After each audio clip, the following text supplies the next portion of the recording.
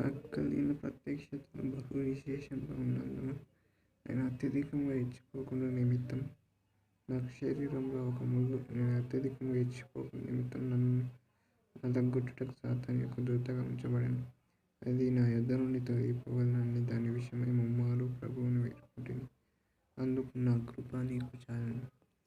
బలహీనత యందు నా శక్తి పరిపూర్ణమగుచున్నదని ఆయన నాతో చెప్పాను. కాగా క్రీస్తు శక్తి నా మీద నిలిచిన నిమిత్తం విశేషంగా నా బలహీనత యందు బహు సంతోషంగా అతిశయపడతాను. నేను ఎప్పుడు బలహీనుడనే అప్పుడే బలవంతుడను గనుక క్రీస్తు నిమిత్తం నాకు కలిగిన బలహీనతలోను, నిందల్లోను, ఇబ్బందుల్లోను, హింసల్లోను, ఉపద్రవంలోను నేను